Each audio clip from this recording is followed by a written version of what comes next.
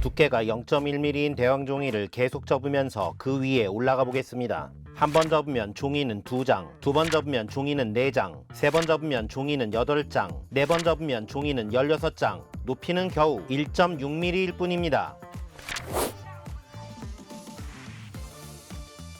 정답은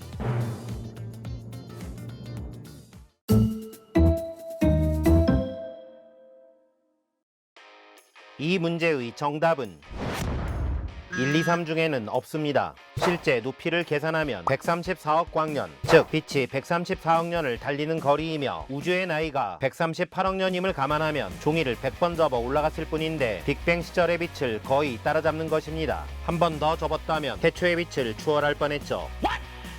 종이를 100번 접으면 2의 100제곱장, 그 높이는 2의 10제곱은 1024, 조금 깎아서 1000이라고 치더라도 2의 100제곱은 2의 10제곱의 10제곱, 깎아서 10의 30제곱, 1 하나에 0이 30개 붙어있는 31자리의 수입니다. 억, 조, 경해처럼 읽을 수 있는 단위가 아니죠. 참고로 수의 단위 나갑니다. 10의 30제곱은 100양에 해당하는 수입니다. 1000조가 1000족에 있는 것, 2의 100제곱은 인간이 경험할 수 없는 진짜 천문학적인 수였던 것입니다. 이와 같이 2를 계속 곱하면 그 속도를 걷잡을 수가 없는데 이를 기하급수적 증가 또는 지수적 증가라고 합니다. 종이접기 말고도 많습니다. 만약 한 마리의 바이러스가 1일 후 2마리로 증식한다면 10일 후에는 2의 10제곱은 1024마리가 되어 있을 것입니다. 입소문도 비슷합니다. 어느 지역에 진짜 맛집이 있는데 맛집에 다녀온 한 사람이 다음날 두 사람에게 맛집을 전파한다고 하면 10일 후에는 이렇게 많은 사람이 맛집을 알게 됩니다. 광고 용어로 입소문을 뜻하는 바이럴이라는 단어는 바이러스와 오럴의 합성어로 바이러스처럼 입에서 입으로 기하급수처럼 퍼진다는 뜻입니다.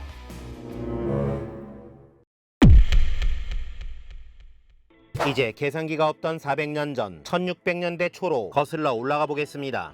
오늘날 케플러의 운동법칙으로 유명한 수학자 겸 천문학자 케플러는 화성 궤도의 계산식을 만들었습니다. 4년간의 고통스러운 시간이었죠. 아니, 수학자니까 4년 동안 즐겁지 않았을까요? 수학자는 계산을 좋아하는 사람이 아닙니다. 계산의 효율성과 계산 알고리즘을 만들고 싶은 사람이죠. 또한 당시 권력자들은 수학자들을 고용하여 자연의 주기와 별의 운동 궤적을 계산시켰습니다. 그리고 수학자들의 계산을 토대로 일주일 후에 해가 사라질 것이다, 일식을 예언하기도 했습니다. 예언된 날에 해가 사라졌다면 권력자는 신이 되었을 것이며 해가 멀쩡히 떠 있었다면 수학자의 목이 날아갔을 것입니다. 이와 같이 수학자들은 한편으로 궁중의 계산 노동자였으며 천문학적인 계산은 수학자의 수명을 단축시키는 고통스러운 일이었습니다. 하지만 간절하면 영웅이 탄생하는 법. 1614년 수학자들의 구세주 존 네이피어가 로그라는 계산기를 들고 혜성처럼 나타납니다. 로그는 다음과 같은 계산 법칙을 따릅니다. 다시 말해 로그는 곱셈을 덧셈으로 나눗셈을 뺄셈으로 바꾸어 줍니다. 이제 2의 100제곱도 편하게 계산할 수 있습니다. 2를 100번 곱하는 대신 로그 2를 100번 더하기만 하면 되죠. 훗날 레전드 수학자 라플라스는 로그는 천문학자의 수명을 2배 연장시켰다 라고 말했습니다. 로그가 탄생한 지 4년 뒤인 1618년 케플러는 자신의 세 번째 운동 법칙인 조화의 법칙을 발표합니다.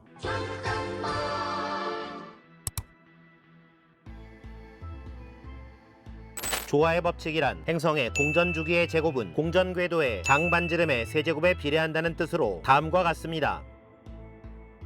케플러는 자신의 스승이었던 천문학자 티코 브라헤가 만들어 놓은 행성궤도의 관측 기록을 토대로 위대한 공식을 직감할 수 있었습니다. 조화의 법칙에 로그를 씌워 케플러의 생각을 역추적해 보겠습니다. 두 행성 AB의 공전주기와 장반지름을 다음과 같이 정하고 행성 AB에 대한 조화의 법칙을 만듭니다. 등식에 로그를 씌우면 이제 기역 니은을 뺍니다. 두 행성의 공전주기의 B와 장반지름의 B에 로그를 씌우면 3대2 정비례 관계였던 것입니다. 이 놀라운 발견으로 조화의 법칙이 탄생할 수 있었으니 로그는 위대한 법칙의 탄생을 수십 년 앞당겼던 것입니다. 케플러는 네이피어에게 감사를 표하고 싶었지만 그럴 수 없었습니다. 조화의 법칙이 탄생하기 1년 전인 1617년 네이피어가 세상을 떠났기 때문입니다.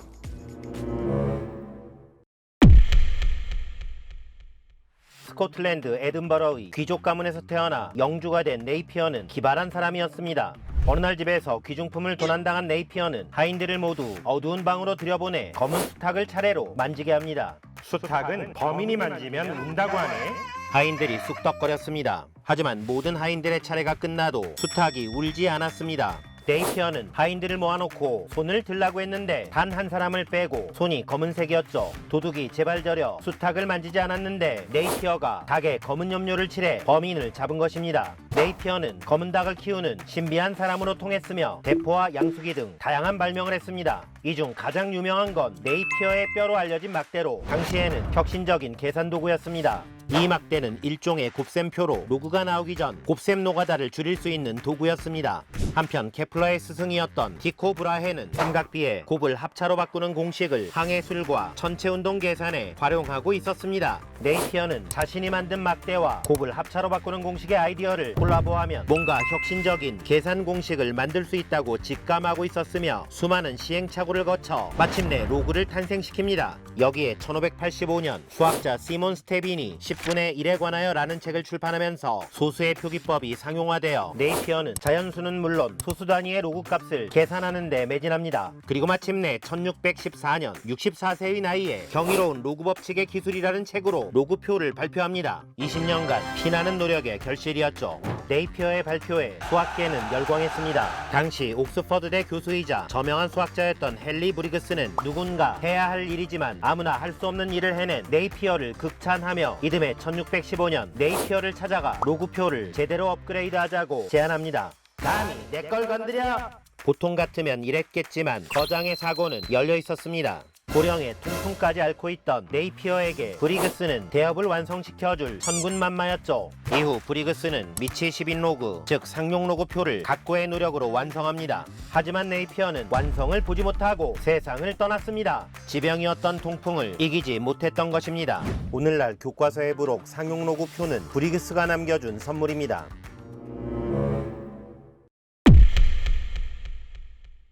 로그와 상용 로그표가 가져온 계산혁명은 계산기계의 발달을 부추겼습니다. 수학자들은 상용 로그표를 가지고 다니는 대신 일반적인 자의 눈금과 상용 로그 값의 눈금을 대응시켜 로그자를 만들었습니다. 대표적인 로그자는 에드먼드 건터의 건터자였으며 윌리엄 우트레드는 두 개의 건터자를 결합시켜 사용했고 현대식 계산자와 가까운 원형 계산자를 고안했습니다. 이후 계산자는 뉴턴도 애용하는 이과생들의 필수템이 되었죠. 18세기 말 산업혁명의 주역 제임스 와트는 증기엔진의 사양을 만드는데 로그자를 사용했으며 1969년 아폴로 11호가 달에 착륙할 때 닐 암스트롱과 함께 탑승했던 과학자 버즈 올드린은 로그자로 달 착륙 시간을 계산하여 달에 안착할 수 있었습니다. 또한 2차 세계대전 당시 미국의 맨하탄 프로젝트의 주역이었던 물리학자 엔리코 페르미는 로그자를 이용해 핵반응 속도를 계산했습니다. 로그는 자연과학에서 많은 규칙을 발견해냈습니다. 미국의 지질학자 레이터는 지진의 규모와 에너지 사이에 로그 2는 11.8 더하기 1.5m이라는 규칙을 발견했으며 덴마크의 생화학자 쇠렌센은 용액의 산성도를 나타내는 pH 지수를 제안했는데 용액의 수소이온 농도를 H+라고 할 때 pH는 마이너스 로그 H+가 성립합니다. 수험생이라면 어디서 한 번쯤 본 듯한 이 이론들은 수능과 모의고사 시험에서 로그의 실생활 문제로 둔갑하여 등장했습니다. 별의 등급과 광도, 전기통신, 자극과 반응, 가격과 수요량에 관한 로그의 공식들도 등장했었죠. 미국의 수학사학자 카조리는 아라비아 숫자와 십진 소수, 로그를 인류의 계산수를 도약시킨 3대 발명품으로 뽑았습니다. 오늘날 전자계산기가 나오면서 로그는 더 이상 참신한 계산 도구는 아닙니다. 하지만 로그가 없었다면 산업혁명, 우주개발, 핵공학, 생명공학, 전기공학, 경제학 등등 문명의 발전은 수백 년 뒤로 늦어졌을 것입니다. 학생들을 괴롭히는 실생활 유형도 나오지 않았겠죠.